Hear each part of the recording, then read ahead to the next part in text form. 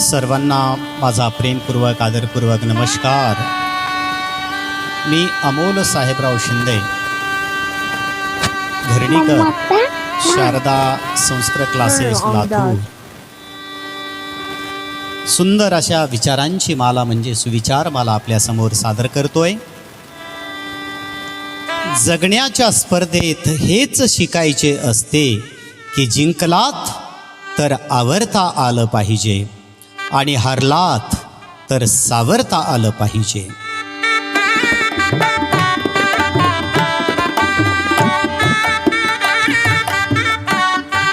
बोलताना जरा जपून बोलावे, कधी शब्दही अर्थ बदलतात. चालताना जरा जपून चालावे, कधी रस्तेही घात करतात.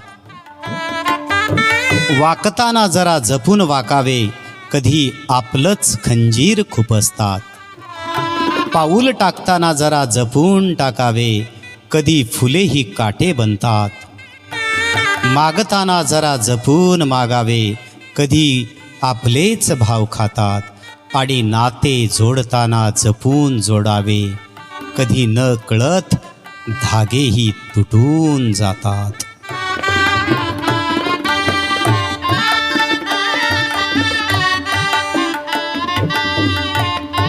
जिस परिवार में पति पत्नी की अच्छी बनती है, इस बात की जलन सबसे पहले परिवार वालों को ही होती है. और पति पत्नी का प्यार नफरत में बदलने के लिए दोनों के बीच गलत फहमियाँ पैदा कर दी जाती है. उनका झगड़ा करवा दिया जाता है और फिर दोनों को वही परिवार वाले समझाने का, अपनापन दिखाने का पूरा दिखावा करते हैं. क्या मैंने सच कहा? तुमचा स्वभाव म्हणजे तुमचे भविष्य आहे. त्यामुळे बोलताना आपण कोणाशी आणि कसे बोलत आहोत याचे जरूर भान ठेवा. बायको एक वेळ शरीराने दूर झाली तरी चालेल, पण मनाने आणि विचारांनी दूर झाली तर फार वाईट असते. कधी कोणाचं चांगलं करता नाही आलं तरी चालेल, पण कधी कोणाचं वाईट करू नका. कारण एखाद्या वेळी देव माफ करतील, पण कर्म कधीच कोणाला माफ करत नाहीत. जिंकल्यावर गोळा होणारी सगळी माणसं आपली नसतात. जिंकायच्या अगोदर खडतर प्रवासात सोबत होती तीच आपली असतात. श्री स्वामी समर्थ. हक्क गाजवण्या अगोदर नात्याची कर्तव्य पार पाडायला शिकले पाहिजे, तेव्हा त्या हक्काला किंमत राहते.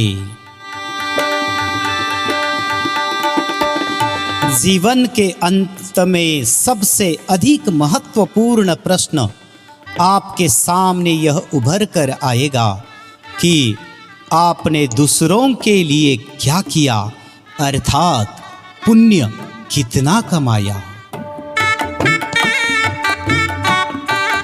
अनेकदा राग आला की आपण लगेच अबोला धरतो, पण त्यामुळे संवादाचे दरवाजे बंद होऊन परिस्थिती चिघळत जाते. शेवटी संवाद हाच सगळ्या समस्यावरचा उत्तम उपाय आहे. म्हणून संवादाचे दरवाजे बंद करू नका. स्वार्थ आणि मोठेपणा सोडला की आनंद घेता येतो आणि देता सुद्धा येतो.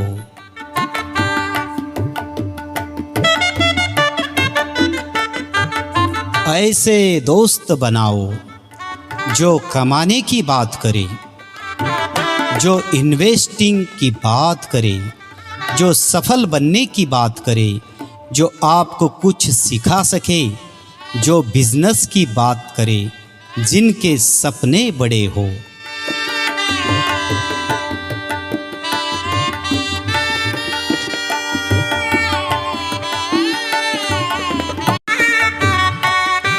जीवन एक संगीत है, इससे गुनगुनाते रहिए। हालात चाहे जैसे भी हो, हमेशा मुस्कुराते रहिए।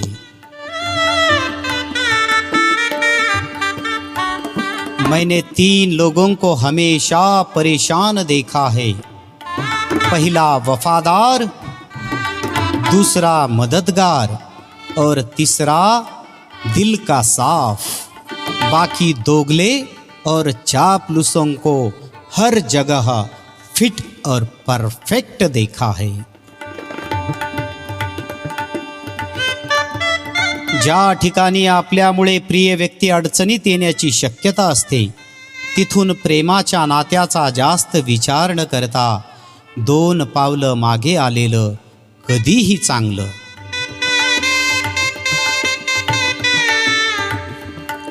तुमचा मुद्दा बरोबर असेल तर समोरच्याचा हुद्दा काही का असेना, काही फरक पडत नाही। वारंवार देवाचं नाव घेतल्याने कोणी धार्मिक होत नाही। जी व्यक्ती सत्कर्म करते तीच खरी धार्मिक असते। स्वामी विवेकानंद।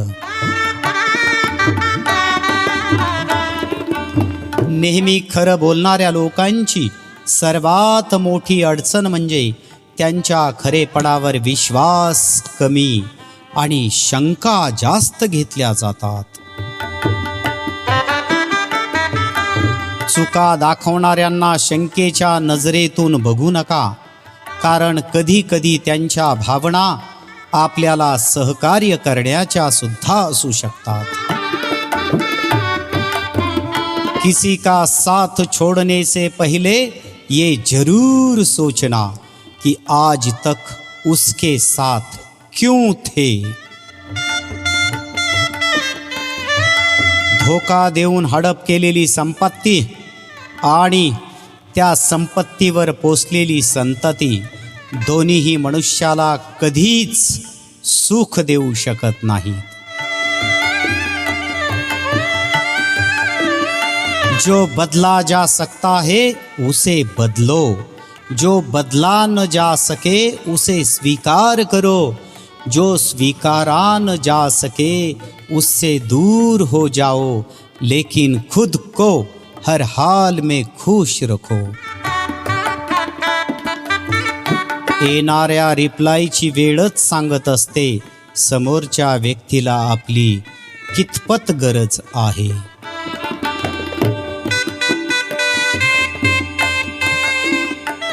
माझ्यामुळं याचं काय होईल असं कधी वाटू देऊ नका। कुणाचंच कुणा वाचून काही अडत नाही, सगळं पूर्ण होतं। 1 दिवसाचं पोरगं सुद्धा आई गेल्यावर मोठं होतंच ना। तुम्ही एखाद्या लग्नाला नाही गेले तर काय लग्न होणार नाही का? होणारच। आपल्यामुळे काही होणार नाही हा गैरसमज नक्की दूर करा। जीवन अजून आनंदी जगाल। खरंय ना? मन में हमेशा जीत की आस होनी चाहिए। नसीब बदले या ना बदले, वक्त जरूर बदलता है।